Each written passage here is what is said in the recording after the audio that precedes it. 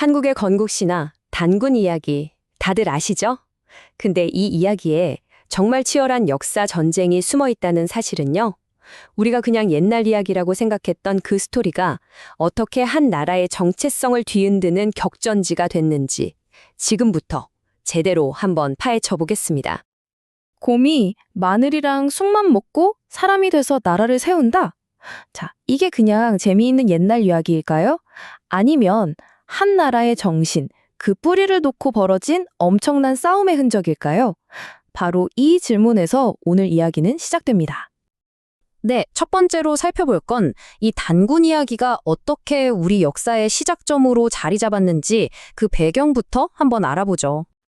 우리나라의 아주 오래된 역사책이죠. 삼국유사. 그 책의 첫 페이지를 딱 넘기면 바로 이 단군 이야기가 나옵니다.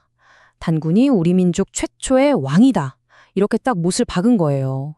그리고 이게 조선시대를 쭉 거치면서 더 단단해져서 뭐랄까 우리 역사의 공식적인 시작 버튼 같은 게 된 거죠. 그런데 말이죠. 이렇게 단단했던 우리 역사의 시작점이 어느 순간부터 거센 공격을 받게 됩니다. 바로 식민사학과의 전쟁이 시작된 거죠. 당시 일본 식민사학자들, 이 사람들이 그냥 에이 그거 다 가짜야 하고 끝낸 게 아니에요. 훨씬 더 교묘하고 체계적이었죠. 단군 이야기를 무너뜨리기 위해서 아주 치밀하게 두 가지 전략을 동시에 사용했습니다. 자, 그 두 가지 전략이 뭐냐면요. 첫 번째는 흡수하는 겁니다. 단군? 그거 우리 일본 신화랑 연결되는데?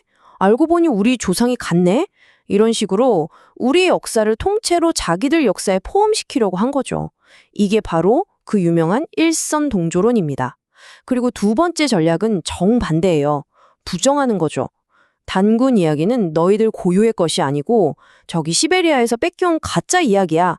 이렇게 말하면서 우리 역사의 뿌리 자체를 그냥 포마버리려고 했던 겁니다. 이 주장을 가장 앞장서서 펼쳤던 사람이 바로 이마니시 류라는 학자인데요. 그의 말을 들어보면 의도가 명확해요. 이게 단순히 이거 가짜야에서 끝나는 게 아니라 너희 문화의 뿌리는 한반도가 아니라 시베리아에 있어. 즉 한민족의 독자적인 문화, 그 근본 자체를 부정하려는 아주 무서운 의도가 깔려 있었던 거죠. 자, 해방이 되고 나서 우리 학회가 가만히 있지 않았겠죠? 본격적인 반격이 시작됩니다. 사회학이나 인류학 같은 최신 학문을 무기 삼아서 이 신화 속에 숨겨진 진짜 의미를 찾아내기 시작한 거예요. 그 반격의 핵심 열쇠가 된 개념이 바로 토테미즘입니다. 말이 좀 어려운데 쉽게 말해서 옛날 부족들이 우리 조상은 곰이야 또는 우리 부족은 호랑이가 지켜줘 이렇게 특정 동물을 자기 부족의 상징이자 조상으로 믿었던 걸 말해요. 바로 이 토테미즘이라는 렌즈로 단군 신화를 보니까 이야기가 완전히 다르게 보이기 시작한 겁니다. 자, 그럼 이 토테미즘으로 신화를 어떻게 해석했는지 한번 볼까요? 첫째, 신화에 나오는 곰과 호랑이. 이건 그냥 동물이 아니라 곰을 믿는 곰 부족과 호랑이를 믿는 호랑이 부족을 상징하는 거라는 거죠. 둘째, 하늘에서 내려온 환웅이 곰 여자랑 결혼을 하잖아요. 이게 바로 외부에서 온 선진 집단과 토착 곰 부족이 손을 잡는 일종의 정치적 동맹이라는 해석입니다. 그리고 마지막, 가장 중요한 부분인데요. 이 둘 사이에서 태어난 단군. 이건 바로 이 동맹을 통해 만들어진 더 크고 새로운 사회, 즉 고조선이라는 국가의 탄생을 상징한다는 거예요. 와, 갑자기 신화가 역사 기록처럼 보이지 않나요? 근데 여기서 끝이 아니에요. 토테미즘 말고도 또 다른 해석이 등장합니다. 이번에는 정치학의 눈으로 이 신화를 들여다본 학자들이 있었어요. 이분들은 신화 속에서 권력이 어떻게 변해가는지에 집중했습니다. 이 해석은 더 구체적입니다. 한번 보세요. 신화에서 곰과 호랑이가 한 동굴에 살았다고 하죠. 이걸 여성 추장과 남성 추장, 즉 두 개의 권력이 공존하던 시대로 보는 겁니다. 그런데 결국 곰만 남고 호랑이는 뛰쳐나가잖아요. 그리고 최종적으로 단군이 다스리게 되죠.